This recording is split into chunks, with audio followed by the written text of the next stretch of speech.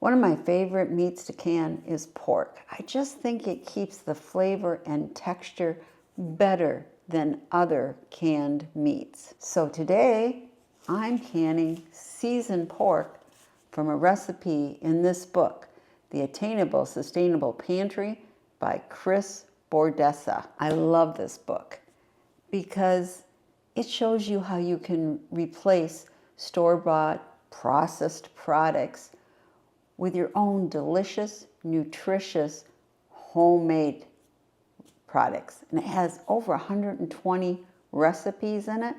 Some of those are canning and others are dehydrating or how to make condiments or snacks. I mean, it is a great book and it has just really nice illustrations.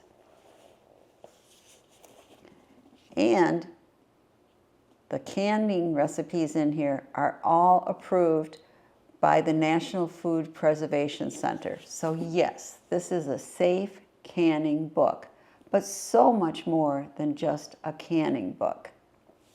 And I'm donating this as a prize in Sutton's Day's live Canuary finale. It's going to be on January 31st at 7 p.m.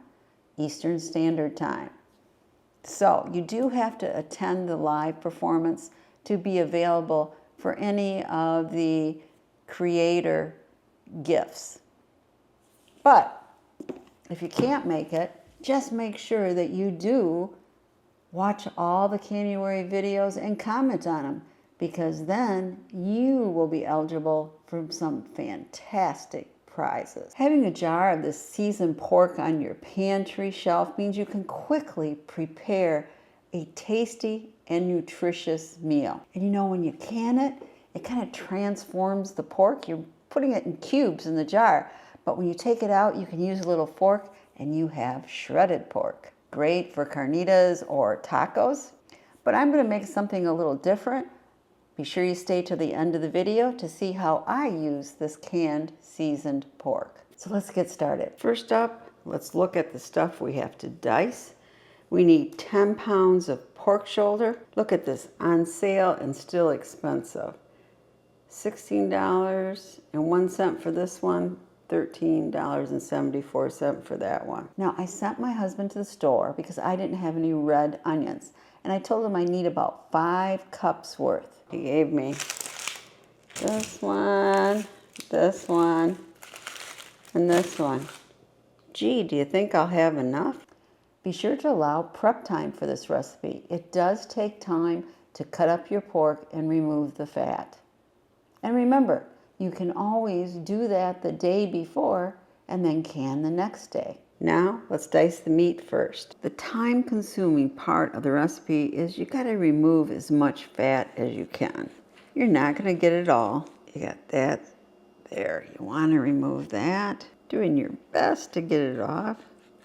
But believe me, you are not going to get off all of the fat. And you can keep the extra for maybe a pork broth or treat for your chicken. Now, after trimming that fat, we are going to cut our pork in 2-inch pieces. The recipe in the book said we would need 4 jalapenos to make about a 1/2 cup diced.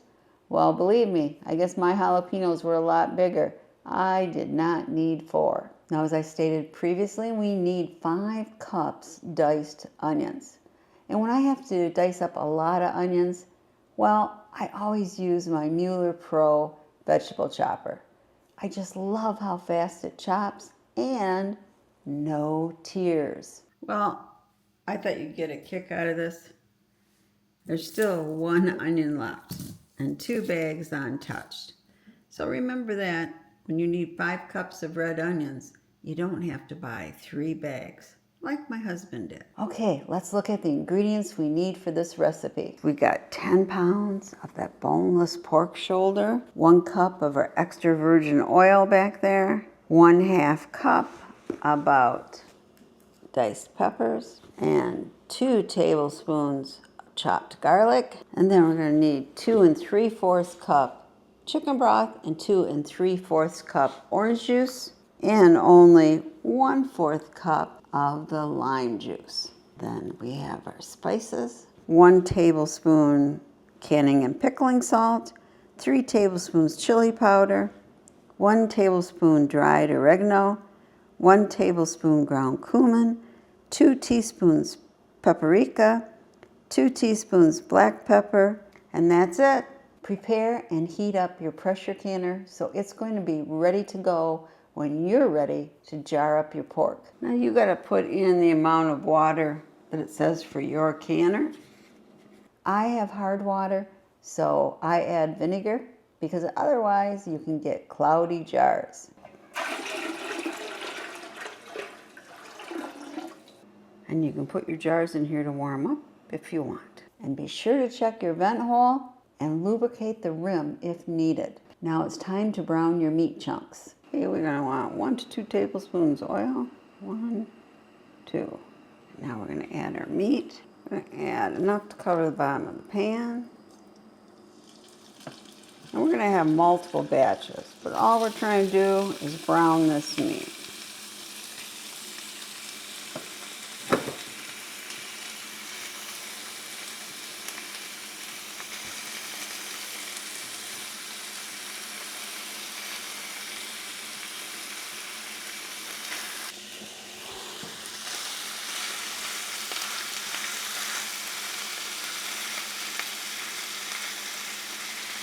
Okay, your meat is browned. On to the next step. We're going to add our onions, peppers, and garlic and saute for about 3 minutes. Should have been using the soup pot all along, but I've had problems browning stuff in that. It's so deep, it's hard for me to even see. So I'm just trying to scrape out any goodies in here.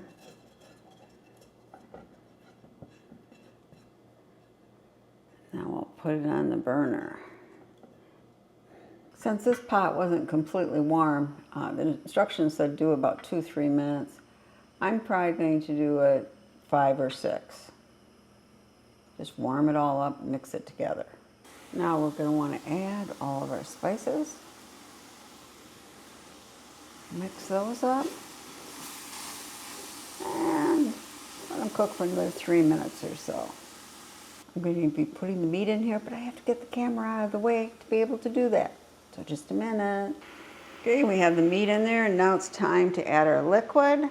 Here's our lime juice, our orange juice, and our chicken broth. All we have to do now is wait until it comes up to a boil, and then we're going to start filling jars. Okay, got up to a nice boil. Now what you want to do first here is you want to get in all your solids.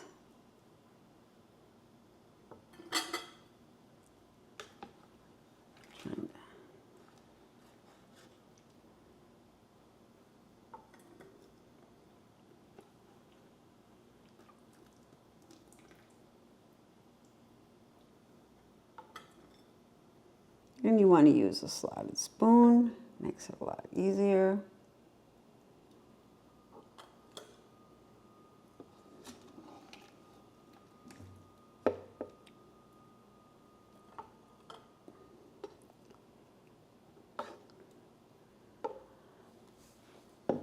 Okay, we're going to do that for each jar, and then I'll be back. I only have enough meat for 5 quarts, so don't know.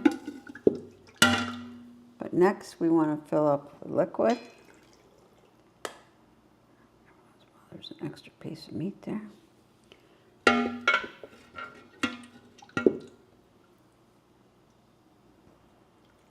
Just to 1 inch. So we're just going to fill it up with liquid till here and do that with all your jars. Well, we only filled 5 quart jars, not 7. And really, I'm running out of a little bit of liquid, so I'm adding a little water, get it up to that 1 inch. There we go. Now, the recipe said it would make 7 quarts. Well, it only made 5 quarts for me. And the liquid was not quite enough, so I had to add a little water to the jars. So, is this a misprint or is it my error? Now remember, debubble. Okay, now it's time to debubble. Go way down in, right? We're gonna wipe the rims of our jars really, really well. Add the lid and finger tighten the ring. And you know, I always love these. These are stainless steel, so they never rust. Got a link for them down below. Okay, we got our 5 jars in. I'm gonna put our lid on. Already checked the vent hole. Always important. Screw it on. So we're just waiting till we get a nice stream of air coming out of here. I don't know if you can see it, but we have a nice steam coming out here. So we're gonna set a timer for 10 minutes. Okay, putting on a 10-pound weight for where I live. You have to put on the right weight for where you live and what your pressure cooker says. Now we're going to wait until it starts doing its jiggy jig jig. Okay, it's doing this jiggy jig jig. We're gonna set a timer for 90 minutes because we're doing quarts. Time's up. So let's take a can of seasoned pork off our pantry shelves and make tonight's dinner. Preheat your oven to 400 degrees. And spray a deep pie plate or cast iron pan. Okay, we're gonna open our jar. There we go. Now we're gonna wanna drain some of this juice off.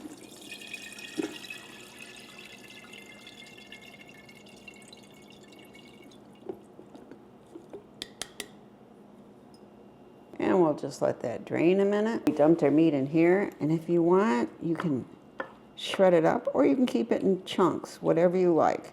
It does shred easy since it was canned. But again, you can keep it in chunks, whatever you like. And you could add cooked black beans, corn, or other veggies if you wish. Now we're gonna use our broth here to make the gravy.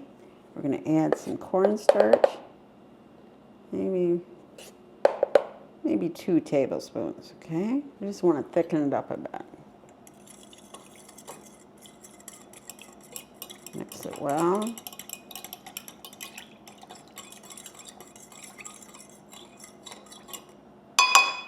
And that will thicken while we cook. Then we're just gonna pour gravy over it.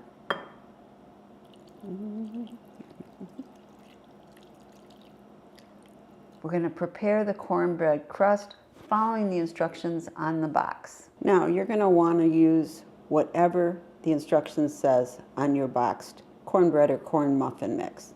In this case, it says we need 1 package of muffin mix, 1 egg, and 1/3 cup milk. Mix in here.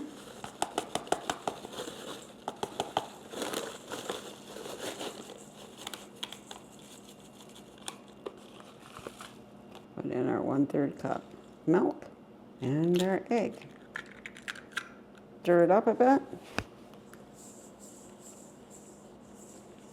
It might be just a little lumpy, but that is okay, it says on the package.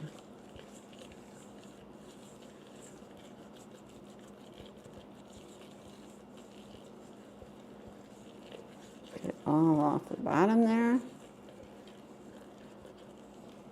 Okay, I think that's pretty good. You want to top your meat with the cornbread mixture. Well, that's it. Time to put it in the oven. And bake at 400 degrees Fahrenheit until golden brown. Okay, we're gonna put it in there for about 30 minutes. Okay, fresh out of the oven. Doesn't that look good? We're just gonna let it cool for 5-10 minutes before we serve it up. Okay, we let it cool off a little.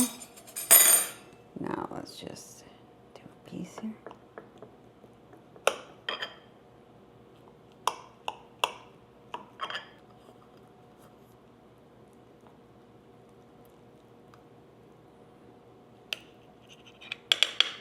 A little salt on it, and time for a taste test.